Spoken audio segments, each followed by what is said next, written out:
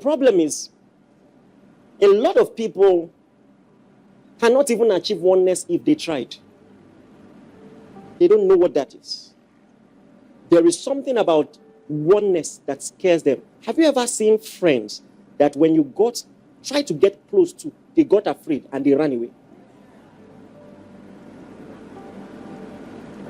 Accountability and vulnerability scares them.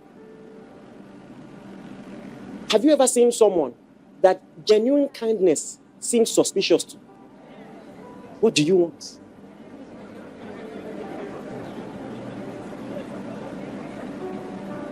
So, the strategy of the devil is to damage people so much that the adhesive that is supposed to join them to someone is already gone. The cares of this world have so damaged them. They don't know how to do it. Because listen to this. Oh my God, the Bible. Look at God's order. Verse 24. He says, therefore, you see, there is something that precedes the relationship between a man and his wife. We almost always ignore it. This is not the first relationship that you're going to have. And the relationship I'm about to bring to your attention will determine how much of a success you will be in your marriage. He says, therefore, a man shall leave his father and mother and be joined to his wife, as if to let you know that if that relationship between you and your parents went bad, it will become difficult.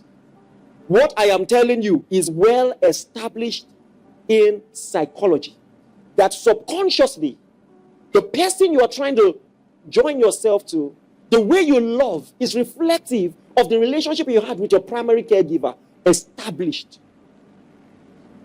Why do you think that some ladies, they jump from one abuser to another? Abuser. Sometimes we say it's a spiritual thing. And men, a few times we are not wrong. But there is a pattern. There's something called the Stockholm Syndrome, for instance. That when you had a father that you could never please and always verbally abused you, you tend to see an abuser. You tend to see your father in that abuser.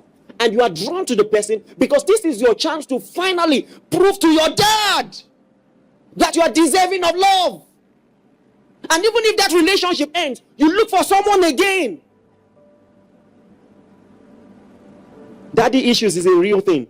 I've seen it with my eyes. It's a real thing. There are so many beautiful ladies who don't know they are beautiful. There are so many intelligent ladies. You just wonder, what are you looking for? Because someone has just cut them to sizes, taking away their self-confidence. For some, it will take a miracle. A miracle. He will leave his father and mother and be joined. You know something else that is established in history, in psychology, that, you see, oh my God.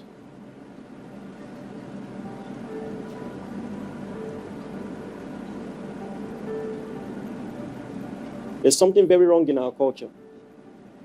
Our culture will not allow you practice engineering without going to school. But will allow you practice marriage without any education. I've seen people who don't deserve the children they have. They don't deserve the children they have. I counsel people regularly.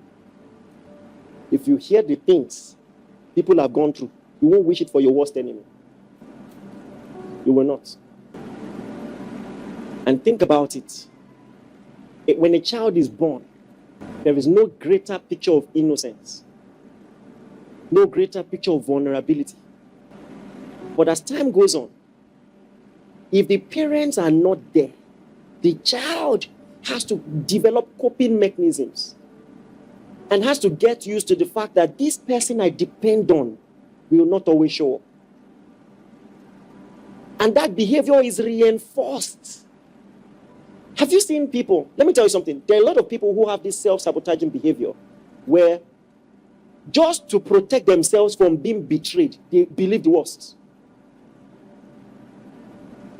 So now, the relationship has just started. They're already saying, I know you will disappoint me. You will eventually break my heart. They are saying it ahead of time. You're wondering where it's from. Because all these things are well established. Let me tell you something you probably don't know. You see, the movie character Joker, it's a real thing. That class clowns, for instance, many times they take up that persona as a way of dealing with the hard circumstances at home. They make everything a joke to cope. There is trouble at home.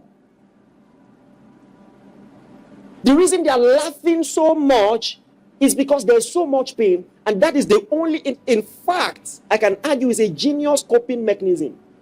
Just to survive. To trivialize everything. To try to distract themselves from the issue. And now, such a person struggles to commit. He's taking you from date. It's just vibes. They are too serious.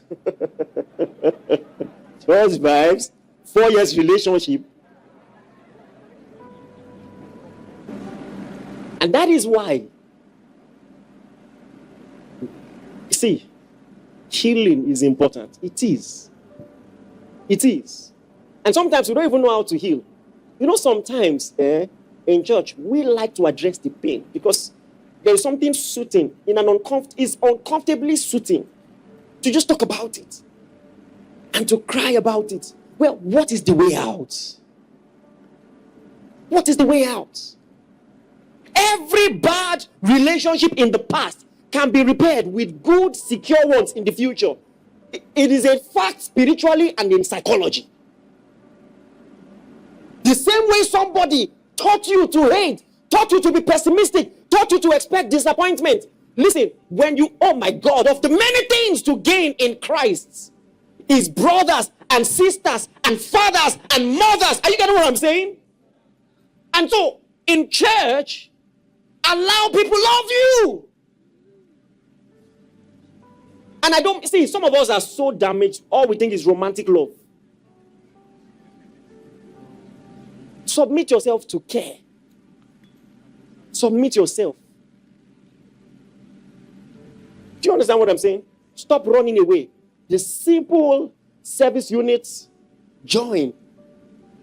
Respond. I must warn you, crazy people there here too. If you are not careful, the breakfast you will chop here will be worse than the one outside. So tread carefully. I know what I'm saying.